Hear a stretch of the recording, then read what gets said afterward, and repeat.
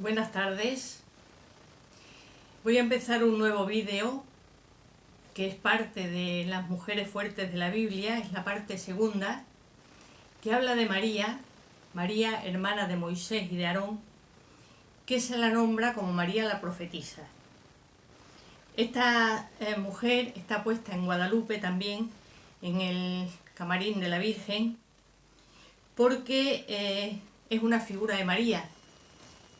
Esta María, hermana de Moisés y de Aarón, como decía, que camina con ellos y que pasa por el Mar Rojo, al pasar el Mar Rojo y ver lo que Dios hace para dejar pasar a su pueblo, ve la acción de Dios que les abre el mar y que les libra de sus enemigos. Y entonces gozosa, contenta, se pone a cantar, acompañada de todo el coro de las mujeres. Coge un tamboril, un tímpano, y se pone a danzar y a cantar gozosa, diciendo: cantad a Yahvé, espléndida es su gloria, caballo y jinete arrojó en el mar. Este es un canto que es un adelanto, digamos, del Magníficat, un canto que la Virgen María hace también cuando va a ver a su prima Santa Isabel y ve que lo que le ha dicho el ángel es verdad, ¿no? Y al ver la acción de Dios en su vida, también canta un canto de alabanza, de alegría, que es el Magníficat.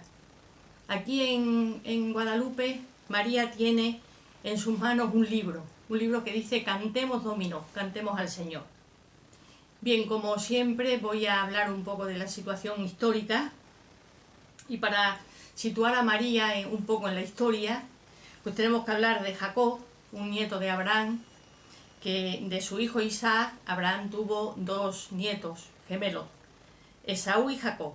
Y Jacob tiene 12 hijos, las 12 tribus de Israel, pero de uno de ellos, José, que baja a Egipto por unas vicisitudes y porque le venden sus hermanos y todo esto, pues en Egipto consigue un puesto importante, es virrey del faraón, y por su buena administración salva a Egipto y a toda aquella zona de una hambruna, porque entonces como Jacob, su padre, está en Canaán y toda su familia, pues José le pide al faraón que le deje venir a Egipto para que no pase hambre, para que esté bien. Y entonces el faraón le deja a José que su padre, sus hermanos, bajen a Egipto y se sitúan en un país que se llama el país de Gosén, cerca del delta, del delta del Nilo. Bien, cuando Jacob baja a Israel, son unas 70 personas en su familia, y es aproximadamente el año 1650 a.C. Y durante este periodo en Egipto hay una cosa muy importante, que es que no estaban no eran los faraones, no eran faraones egipcios, eran faraones isos o reyes pastores, que eran extranjeros, que habían invadido el país en el 1700 más o menos, y que entonces estaban en el trono. Eran unos faraones que no eran egipcios nativos. Como os digo, habían cogido el país, pero no habían cogido todo Egipto, sino que no eran muy numerosos y habían cogido la parte norte, la parte del delta y Canaán. Y entonces esto ocurre en un periodo que es un periodo intermedio entre el Imperio Medio y el Imperio Nuevo de Egipto. Por eso quizás fue fácil que la familia de Jacob y de José se instalaran en Egipto, porque los faraones que había allí en esta parte norte pues eran asiáticos, y quizás no verían pues con malos ojos que se instalaran otros asiáticos en el país, ¿no?, que venían de Canaán. Entonces, porque este pueblo en realidad era una horda bigarrada de invasores compuestas por nómadas y cananeos que estuvieron, pero que tenían caballos y carros que no tenían los egipcios. Por eso de alguna forma pudieron con ellos. Pero como decía, no gobernaron todo Egipto, sino que gobernaron solo la parte norte, la parte del delta, el Bajo Egipto. Entonces los egipcios que se habían retirado, digamos, al sur, estos reyes pastores, estos isos, formaron también dinastías, porque Manetón, el historiador egipcio, también los cuenta como de dinastías, aunque fueron de alguna forma un pueblo sacrílego y no muy bien visto por los egipcios, pero forman la 15 y la 16 dinastía. Están un siglo y medio más o menos en Egipto, y desde el sur la 17 dinastía comienza a querer expulsarlos del país, porque no eran nativos, ¿no? Y poco a poco fueron ganando terreno, de forma que la dinastía 18, la 17, empieza a expulsarlos, la 18 ya se instala nuevamente y los expulsa del país, y entonces ya se pone en Egipto, empieza a haber la dinastía 18 y después la 19, que ya eran egipcios, pues empiezan a ver que allí, en ese país de Gosén, en esa zona, hay una serie de personas que, porque cuando termina, muere Jacob muere y empieza que es el último de los grandes patriarcas, y termina el Génesis y empieza el Éxodo. Y entonces en el Éxodo se empieza a ver ya otra vez a estos israelitas que habían bajado a Egipto, pero han pasado 400 años. En esos 400 años ha pasado en Egipto todo lo que yo os he contado de los faraones, y ya allí en Egipto hay un faraón nuevo de la 18 y 19 dinastía que ya no conocían a José. Entonces ya digamos que no sabían muy bien porque este pueblo israelita estaba allí instalado, y que además eran muchos, ¿no? Y entonces estos nuevos faraones los empezaron a mirar con unos ojos distintos y ya con un poco de miedo, y empezaron a esclavizarlos. De forma que, sabéis que los faraones hacían unas construcciones enormes y necesitaban esclavos para estas construcciones. Y se sabe que hubo esclavos a Pirus y a Virus, hebreos, porque como querían hacer estas construcciones tan enormes, les ponían muchos impuestos. Los israelitas no podían pagarlo y entonces pasaban a ser esclavos.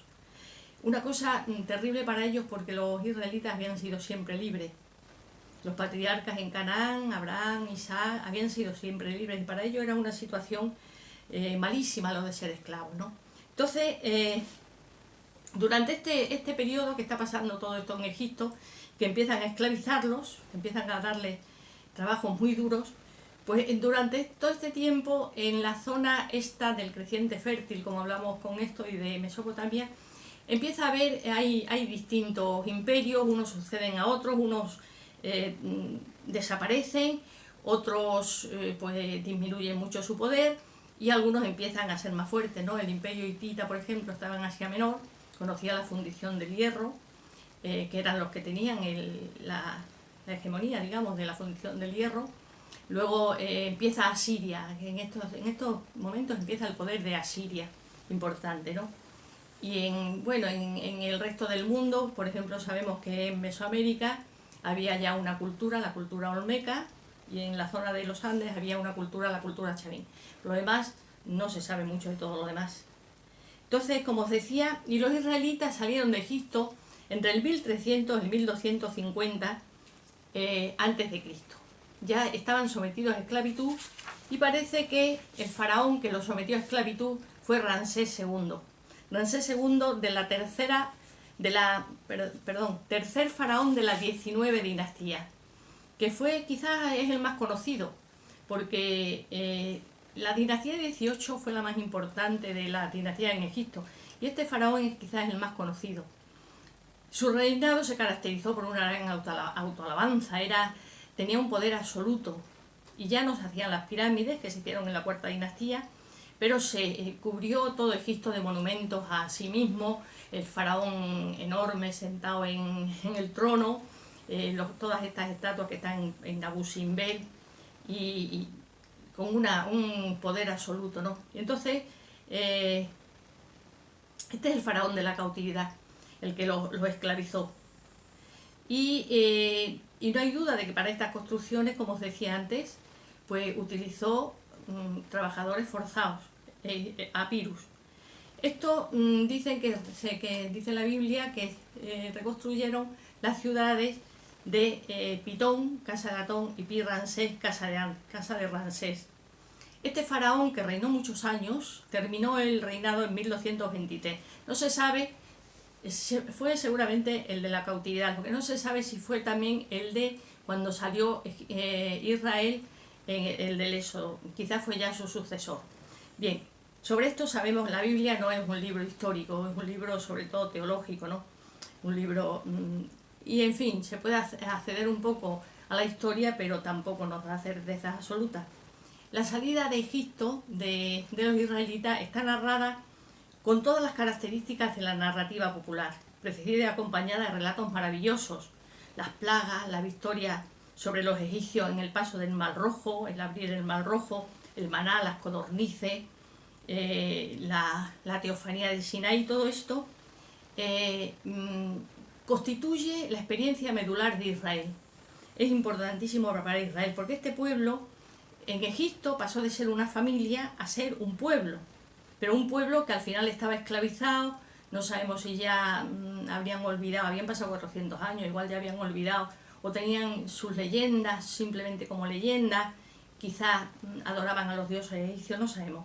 Entonces, tiene que pasar de ser un pueblo simplemente a ser una nación. Para esto necesita, y pasar a una fe en un solo Dios, el monoteísmo de Israel, y para que les salva de la esclavitud. Y en esta experiencia ven cómo es Dios el que les salva de la esclavitud, el que va abriendo los caminos, el que les acompaña, ¿no? Tienen que pasar y tienen que ser capaces de organizarse para entrar en una tierra prometida y para ser allí los testigos de un solo Dios, del Dios verdadero. Entonces, todas estas transformaciones hacían necesaria una larga estancia por el desierto. Es verdad que había un camino, el camino paralelo a la costa, posteriormente llamado Camino Filisteo, que une Egipto con Canaán, y las caravanas lo hacían en 2 o 3 semanas, sencillo. Pero había una muralla, donde hoy está el canal de Suez, había una muralla, la llamada muralla imperial, que era dificilísimo de pasar, no pasaba cualquiera. Y lógicamente un pueblo que sale con todos sus hijos, sus ganados, todas sus cosas, no puede pasar por allí y van huyendo además. Entonces Moisés les lleva por el Mar Rojo. Bien. El itinerario del Éxodo es difícil, pero más o menos se sabe, ¿no? Lo que se sabe es que este pueblo que salió de Egipto, con todos sus hijos, con todos sus ganados, con todas sus cosas, estuvieron vagando durante 40 años en el desierto. Porque, como os decía, había que hacer toda esa transformación, ¿no? Dios tenía que hacer toda esa transformación. Además, 40 años es el tiempo que en la Biblia es una generación, porque todos los que salieron de Egipto no entró ninguno en la tierra prometida, ni siquiera Moisés ni sus hermanos. Bien, como os decía, pero en la Biblia y en el pueblo de Israel, el tiempo del desierto es el lugar privilegiado del encuentro con Dios. Es donde Israel vio efectivamente al Señor, ¿no? Bien, ahora nos vamos a centrar ya en la figura de María. Todo esto es un poco los acontecimientos que tuvieron alrededor de su vida. Sobre la vida de María hay varias leyendas que nos hablan de que era una mujer muy peculiar. Se dice de ella que era una alquimista y que inventó el célebre baño María, el poder calentar una sustancia no directamente al fuego, sino a través de introducirla en un recipiente con agua. También se dice que la primera que utilizó los alambiques para destilar una sustancia de 3 salidas. Estas leyendas nos la unen a un personaje mítico que se llama María la Judía, que fue la primera alquimista de la historia, que es la primera mujer científica, ¿no? Alquimista tiene siempre una connotación esotérica o tal, no, la primera mujer científica, venerada por todos los alquimistas posteriores como uno de los sabios antiguos, de los que se habla a veces, ¿no? Fue una descubridora de la ciencia práctica. Yo creo que es posible que estemos hablando de la misma María, que esta María la Judía es la hermana de Moisés y de Aarón. Bien, al comienzo a María se la ve por primera vez cuando Moisés nace, y entonces cuando nació Moisés, como este pueblo se había multiplicado tanto, pues el faraón dio una orden que decía a las parteras hebreas, les dijo: cuando asistáis a las hebreas, fijaos bien, si es niño, matadlo, si es niña, que viva. Es decir, Moisés nació en una matanza de niños. No se sabe muy bien por qué solo mandó matar a los varones, porque si es que había mucha natalidad, lo lógico sería matar a las mujeres, que son las que dan a luz. Sin embargo, parece que hay una cuestión económica también, como casi siempre detrás de todo, ¿no? Si nacían muchos esclavos, el precio bajaría, lógicamente. La cuestión es que el faraón mandó matar a todos los niños, pero Moisés, María y Aarón eran hijos de Amram y Jocabed, un matrimonio de la tribu de Leví. Y cuando Moisés nació, su madre lo escondió durante 3 meses. A los 3 meses ya no pudo esconderle más, y dice la Biblia que le metió en una arquilla calafateada con betún y con brea, y le puso en el Nilo, en el río Nilo. María, vemos a María, su hermana, que tendría unos 13, 14 años, entre los juncos, vigilando la arquilla para ver qué le pasaba a su hermano. Esta es la primera vez que aparece en la Biblia. O sea, ayudando a la madre, ¿no?, a salvar a este hermano. Y dice la Biblia que la princesa egipcia bajó a bañarse en el Nilo, vio la arquilla y la recogió, le dijo que a las doncellas que se la trajeran, y vio que era un niño hebreo. Entonces María se le acercó y le dijo que si quería que le buscara una nodriza hebrea para ese niño. Entonces la princesa dijo que sí, y María se lo llevó a su madre, con lo cual Moisés fue criado con su madre, por Jocabed. Estuvo con ella hasta los 12 años, que se fue al palacio del faraón con su madre adoptiva. Pero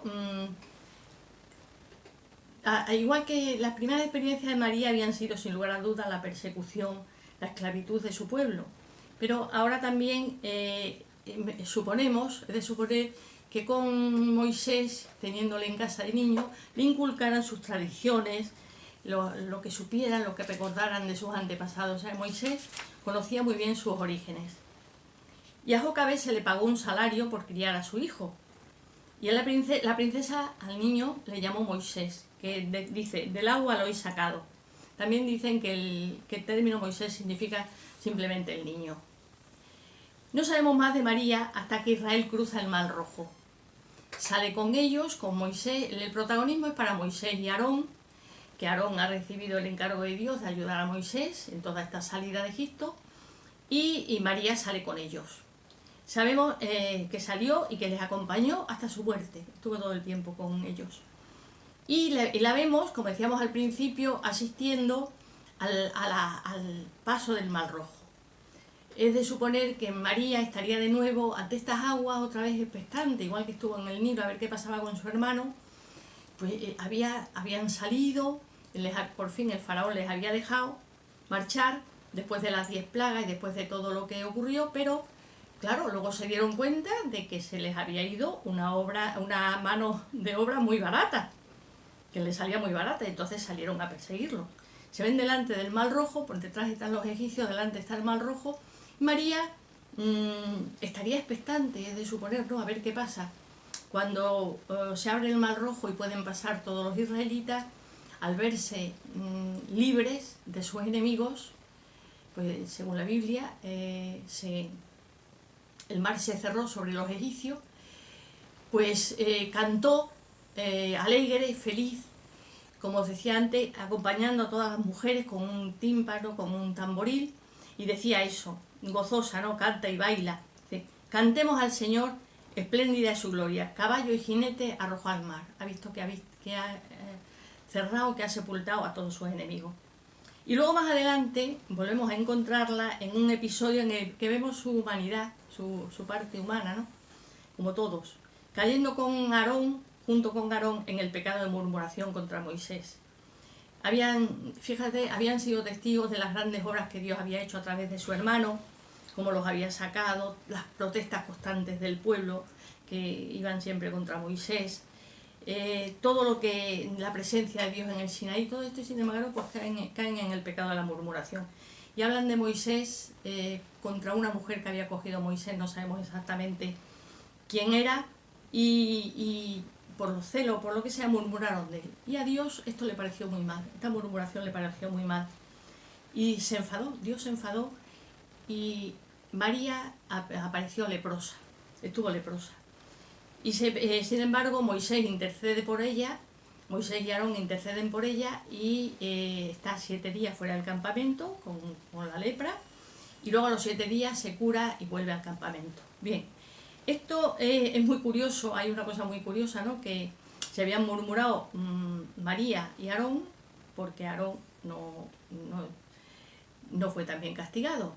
Hay historiadores que dicen que sí, que también fue castigado, pero que en alguna redacción posterior de la Biblia, pues Aarón fue el primer sumo sacerdote de Israel, y quizás en alguna redacción posterior de origen sacerdotal, pues no pusieron que él también estuvo leproso, tampoco es demasiado importante, ¿no? Por no dañar la figura del primer sumo sacerdote de Israel, no se sabe. Y ya no sabemos nada más de ella hasta su muerte. Ocurrió durante los israelitas, llevaban ya más de 30 años en el desierto. Es decir, María tuvo una vida muy larga y fue enterrada en Cadés. Dice que su hermano Aarón murió unos meses después, no entraron en la tierra prometida. Y había acompañado a Moisés durante todo el camino desde Egipto. Y parece que aparte del episodio de la murmuración, que al fin y al cabo pues es una debilidad humana, desempeñó bien sus deberes de hermana mayor. Fue la hermana mayor de Aarón y de Moisés. De alguna forma les acompañó y les ayudó en todo este proceso. Nos presenta, como decía, una hermana mayor con bastante diferencia de edad, que se sentiría protectora e incluso un poco madre de los dos, ¿no? Y especialmente al pequeño Moisés, al que cuida y al que protege. Bien, y tras el paso del Mar Rojo, decía, como un adelanto del Magnífica, es una figura, María es una figura también de María, la Madre de Jesús, una figura que canta gozosa al ver la acción del Señor, como igual María en el Magnífica canta gozosa también al ver su maternidad, su futura maternidad. El aprecio de Dios por María, como una de las líderes de Israel, fue expresado por el profeta Miqueas, que dice: yo te hice subir de la tierra de Egipto y de la casa de servidumbre, te redimí y envié delante de ti a Moisés, a Aarón y a María. Sin duda se la respetó mucho en Israel, debido a su posición cercana a Moisés y Aarón, y también a su propia personalidad. Debió ser una mujer fuerte que sabía dirigir, ¿no? Sabía estar atenta en los acontecimientos importantes y actuar. La alta estima en la que tenían a María los israelitas se ve también en los comentarios de los sabios del Talmud. Hay una cosa, se nos cuenta que cuando el faraón ordenó matar a los varones de los hebreos, Amrán, el padre de los tres, dijo: ya que los hebreos engendran para el asesinato, que dejen de engendrar, y se divorció de Jocabed, de su mujer. Y haciendo lo mismo que él, todos los israelitas repudiaron a sus mujeres. Esto lo dicen los sabios del Talmud. Pero ya reposaba sobre María el espíritu de sabiduría y de profecía, y se atrevió a hablar delante de su padre diciendo: más cruel es tu decreto que el del faraón. Egipto condena solamente a los niños varones. Tú asestas el golpe a las hijas lo mismo que a los hijos. Él no priva a sus víctimas más que de la vida de aquí abajo. Tú, que les impides nacer, les privas también de la resurrección. Esto fue lo que María se atrevió a decirle a su padre. Estas palabras convencieron a Amrán y dijo a los hebreos que volvieran a llamar a sus mujeres. Él mismo, volviendo a tomar a Jozabed, la condujo por segunda vez al tálamo nupcial. María y Aarón danzaron por su boda, por la nueva unión de sus padres, y así Moisés fue concebido. Esto es lo que dicen los sabios del Talmud. También porque María es también presentada como profetisa. Sin embargo, la profecía aparece en Israel en el siglo XI a.C., 2 siglos después de la salida de Egipto de los israelitas. Sin embargo, ella era profetisa y es como una precursora de los profetas, ¿no?, tan importantes en Israel. Bien, vamos a terminar ya este vídeo. Moisés, María y Aarón no entraron ninguno de los tres en la tierra prometida, pero caminaron incansablemente hacia ella, proporcionando un liderazgo espiritual muy útil, muy práctico para los que le siguieron. Y si Israel pasó durante esta etapa de ser un pueblo abigarrado, como decía al principio, de tribus distintas, a una nación que ha perdurado hasta nuestros días, a pesar de las persecuciones que ha sufrido, y de haber estado 20 siglos sin territorio propio, se lo debe sobre todo a Moisés, y junto a él a Aarón y a María. dos personajes que encarnan junto al carismático Moisés es el carismático, pero Aarón encarna la iglesia institucional. Antes de él no había sumos sacerdotes en Israel, los patriarcas no tenían una iglesia institucional, hacían ellos mismos los sacrificios. Aquí ya nace la iglesia institucional con su primer sumo sacerdote. Ya la profecía, encarnada también en María, dos personajes que serían muy importantes en toda la historia del pueblo de Israel, los sacerdotes y los profetas. Y por lo demás, para terminar, diremos que el Éxodo, que es muy interesante, como la vida de María, todo esto está en la Biblia, lo podéis ver, lo podéis estudiar un poco, pues no indica, el Éxodo no indica un camino acabado, ni es un proceso concluido, es una experiencia simbólica en un pueblo, pero que histórica, también simbólica, pero histórica, de una humanidad que permanentemente está en camino y peregrinación hacia una tierra prometida. Eso es lo que en el fondo todos deseamos, ¿no? Y en este peregrinar, las mujeres también tienen una parte activa, como fue esta parte de María. Y esta parte activa está deseada por el mismo Dios. Bien, hasta aquí este vídeo, espero que os guste, que me deis un like, que os suscribáis al canal. Espero que también podáis de alguna forma estudiar, investigar un poco, ver todos estos acontecimientos que son tan interesantes. Muchas gracias por escucharme, buenas tardes y hasta la próxima.